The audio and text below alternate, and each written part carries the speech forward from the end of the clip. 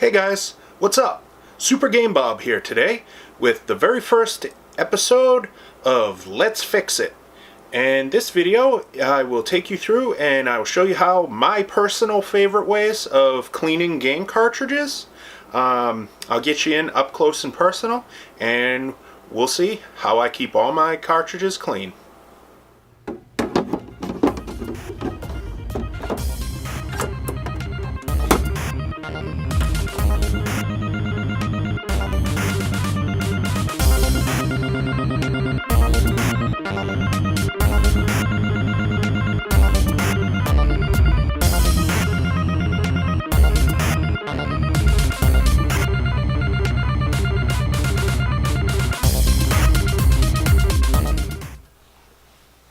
Alright guys, so here we are. This is a video I'm going to show you how I like to clean my game cartridges. I'm going to show you a couple of different ways that you can get it done. So let's get started. First off, you're going to need a game. Right here I have Journey to Silius. It's an NES game.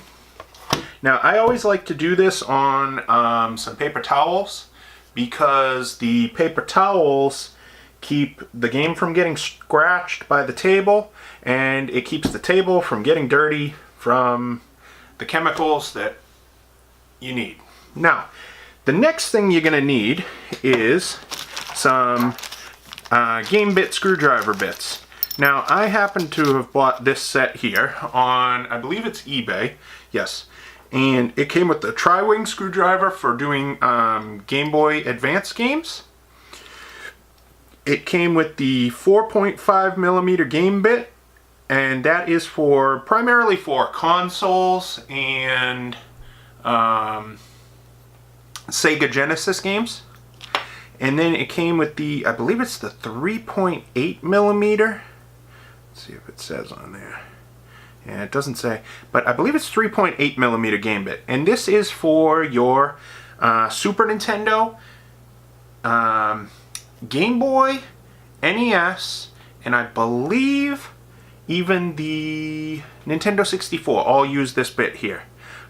This bit opens them up, those funky screws on the back, so you're definitely going to need one of them, and I just have this here as just a holder for it.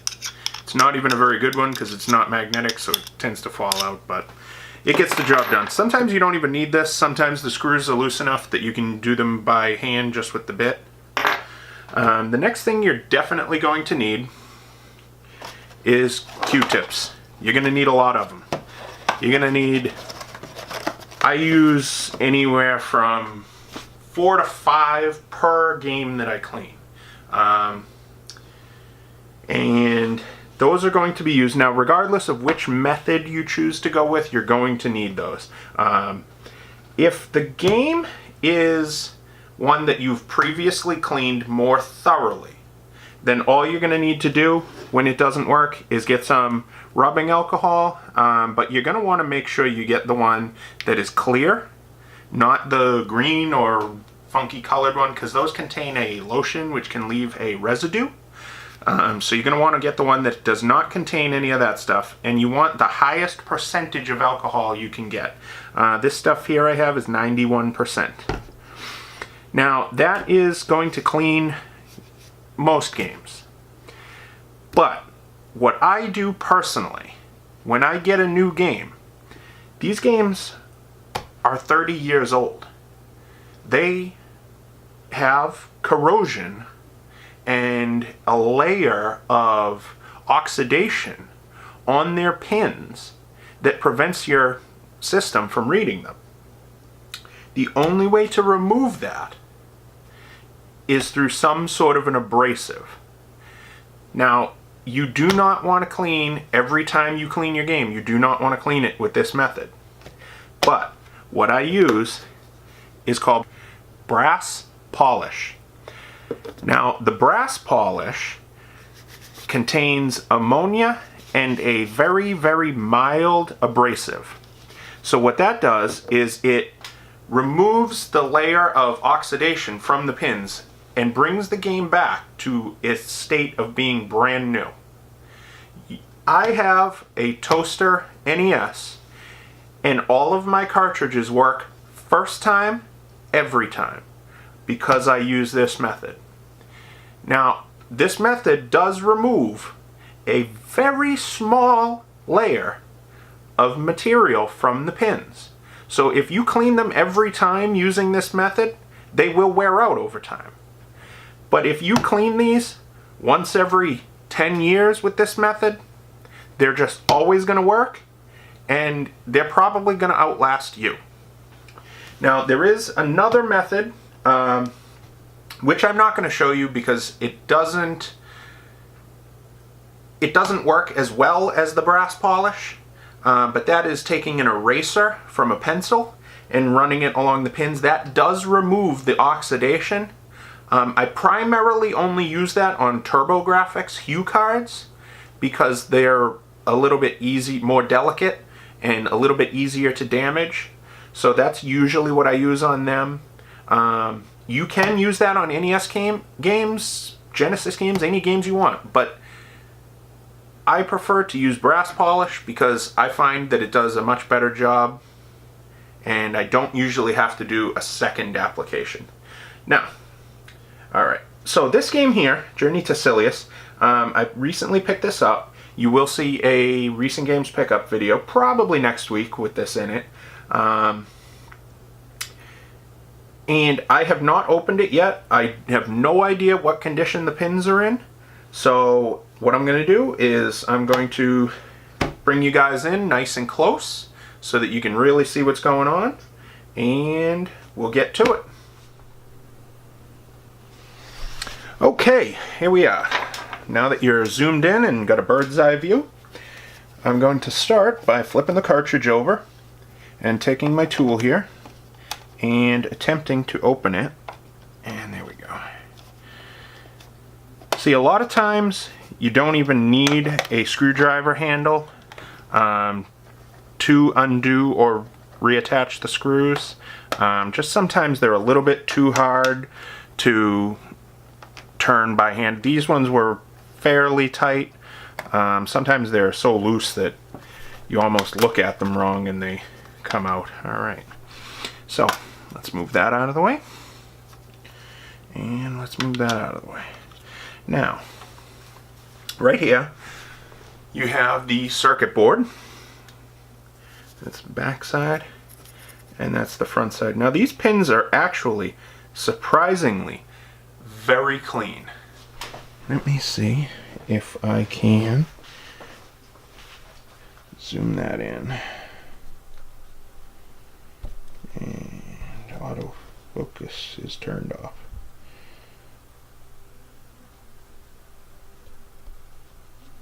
Alright, there you go. So you can see that these pins are fairly clean. This game would probably work right out of the box. If I threw that in my NES, it would probably work right away. But I clean every game I get before it enters my NES. I don't want to take any chances. So the first thing I'm going to do is shake up the brass polish because it's a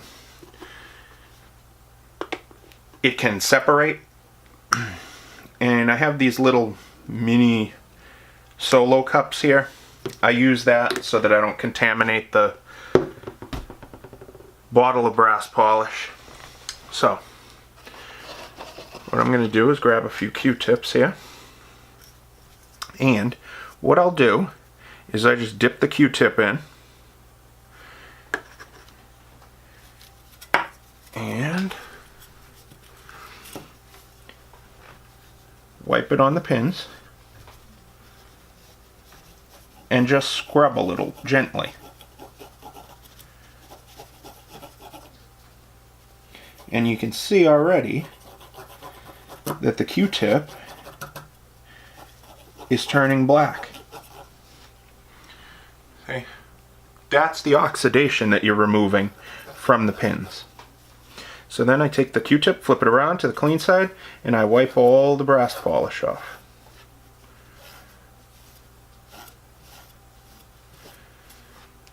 Throw that Q-tip away, and flip the board over. New clean Q-tip with more brass polish. Wipe that on there. And let's get to work. Okay, so after you've done that on the other side, take your clean side of the Q-tip, wipe it off,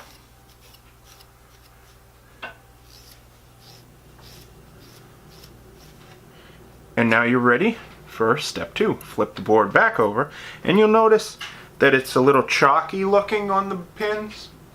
That is residue from the brass polish. That still has cleaning power. At this point, I take a clean, dry Q-tip and buff the pins. You'll see them go from a chalky white to bright, shiny metal. And look at how black that Q-tip has become. That's all the oxidation and a minute amount of the metal itself that's been removed to give virgin metal so that your system reads this cartridge properly the first time. Flip it back over, take the other side of your Q-tip, and buff these pins out.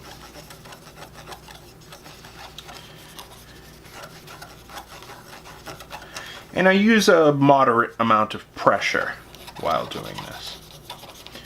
Now, I discovered this method a few years ago when I first started getting back into retro gaming because I got tired of cleaning my games. Like, I went through and cleaned every single NES game I owned.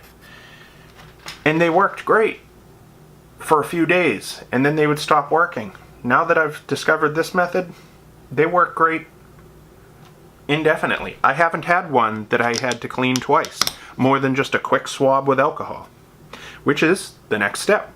So what I like to do is get it real wet with alcohol and just rub the alcohol all over this side and all over this side. Now what this is to do is to remove any trace amounts of the brass polish, which I then wipe off the alcohol, and you'll see that the pins dry up pretty quick and still more black stuff is coming off. That's what we're removing with the alcohol, is that last little bit of black stuff. So next we take one more clean Q-tip, and you'll see there's a little bit of dirt left on those pins. Very hard to tell at this point. It would probably work right like this, but I don't want any dirt getting into my NES. So I take these pins and I give them one final buff.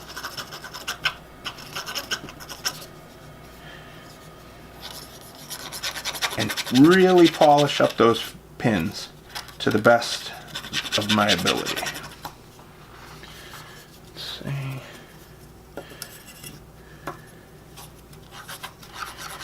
And once you learn how to do this method, you can get through games real quick. It's going to take you forever to do your entire game collection. But you know what? Once it's done, you don't have to clean your game collection every single time you want to play a game. So, the cartridge is now clean, the circuit board. We need to put it back in the cartridge itself. So, you take your label side, put that down, and these are keyed. So the cartridge, the circuit board only fits one way. See, it won't even go into place in this orientation. It has to go in that way. It's the only way it will fit, so there's no worry that you're going to screw it up if you forget which way you took it out. But just for reference, the back of the board faces up. Now we'll just clip this back together. And we're going to run these screws in. Now, one thing to note about running screws in plastic, I always unscrew them until you hear a click and then start screwing them in. That means that they're running through the exact same threads that they ran through before. See? You can hear that. click, and then you screw it in. So that way you're not cutting new threads into the plastic, weakening its hold. And finger tight is more than tight enough for these cartridges. So there we have it. Journey to Silius, nice and clean. I'll get it up on my NES, and I bet you it'll work first try every time. So, if you like this video and you'd like to see me work on more game stuff, let me know down in the comments. As always, I'd appreciate a like and a subscribe if you haven't already. And until next time, thank you for watching, and